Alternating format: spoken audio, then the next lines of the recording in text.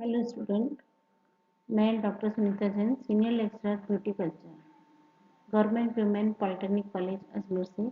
आज मैं आपको BC 207 के unit number 2 common skin disorder में एलर्जी के बारे में। एलर्जी क्या होती है? एलर्जी एक ऐसी स्थिति है जो किसी चीज़ को खाने या उसके संपर्क में आने पर आपको बीमार अनुभव कराती है। किसी व्यक्ति को एलर्जी तब होती है जब उसकी प्रतिरक्षा प्रणाली यह विश्वास कर लेती है कि उसने जो चीज़ खाई है या जिस चीज़ के संपर्क में आया है वह शरीर के लिए हानिकारक है।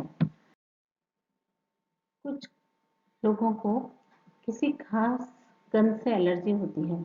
एलर्जी शरीर की संवेदनशील प्रक्रिया है जो किसी विशिष्ट पदार्थ के अवशोषण से बाहरी लक्षणों के रूप में प्रदर्शित होती है। कई बार इसमें उल्टी आना, नज़ला, चक्कर आना, शरीर का नीला पड़ जाना आदि जैसी असामान्य क्रियाएं होने लगती है। कोई भी खाने की चीजें किसी भी व्यक्ति पर प्रतिक्रिया कर सकता है। ये उस व्यक्ति विशेष की शारीरिक संरचना पर निर्भर करता है कि उसके ऊतक किस पदार्थ से संवेदनशील हो उठते हैं।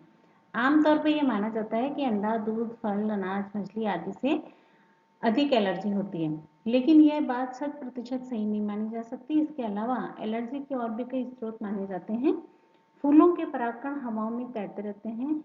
इनके संपर्क में आकर कई बार लोगों को एलर्जी हो जाती है। अलग अलग तरह की समस्याओं जैसे दमा, खांसी, लगातार छींके आना और आंखों में लालपन से आप जूझ सकते हैं।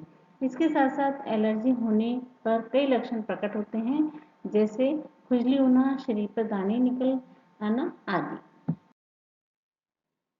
सुगंधित पदार्थ, फूलों के पराग, धूलकण, पेट्रोल या केरोसिन तेल की गंध, फफूंदी, दर्द निवारक गोलियां इत्यादि इसी श्रेणी में आते हैं।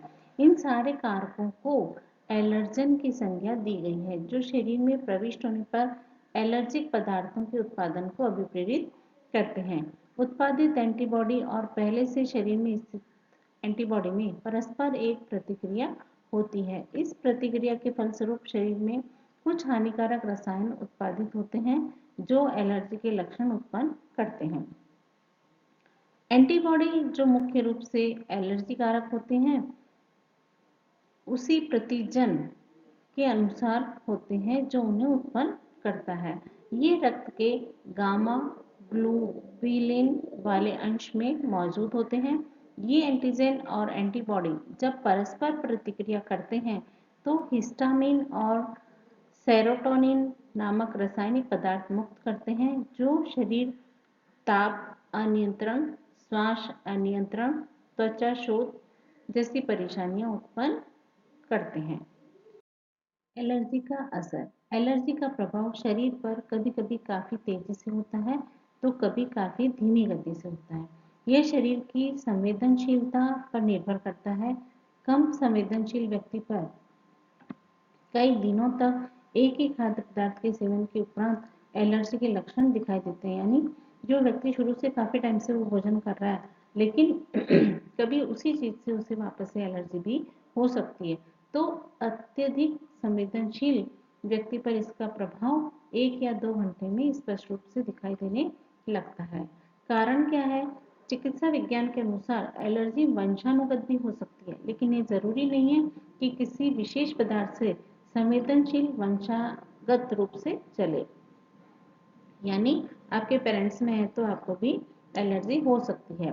उदाहरण स्वरूप यदि माँ को किसी विशेष गंध से एलर्जी है तो यह जरूरी नहीं है कि उसके संतान को भी उसी से एलर्जी हो।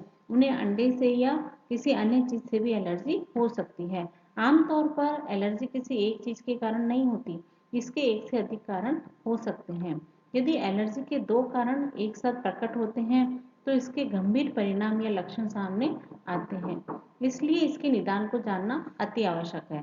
इसके लिए सबसे पहले एलर्जी से पीड़ित व्यक्ति के व्यक्तिगत इतिहास को जानना जरूरी होता है, जिससे उसके एलर्जी होने के मुख्य कारणों का पता चल सके।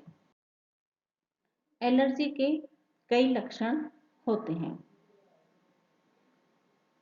नाक की एलर्जी, कान में खुजली होना, छींके आना, नाक बहना, नाक बंद होना या बार बार जुकाम होना आदि।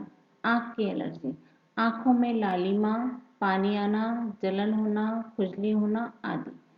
श्वास प्रक्रिया की एलर्जी, जैसे कि नाम से पता चल रहा है कि सांस लेने में दिक्कत होना, खांसी, अस्थमा जैसी गंभीर समस्या भी हो सकती है। त्वचा की एलर्जी, त्वचा की एलर्जी में त्वचा पर खुजली होना, दाने निकलना, एक्जिमा, पित्ती उछलना आदि शामिल है।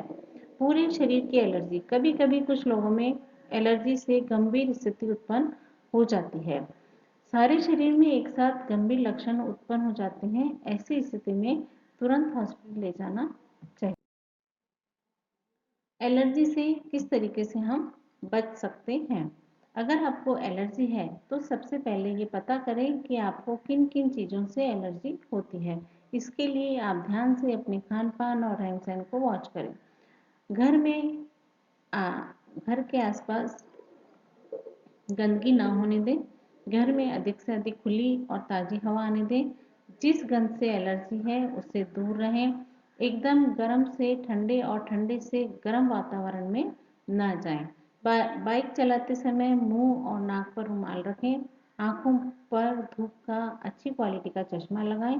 गद्दे, रजाई, तकिए के कवर और चादर आदि समय समय पर गर्म पानी से धोते रहें, क्योंकि कीटाणु इनमें रहते हैं, तो आप इन्हें लगातार टाइम टू टाइम धोते रहें।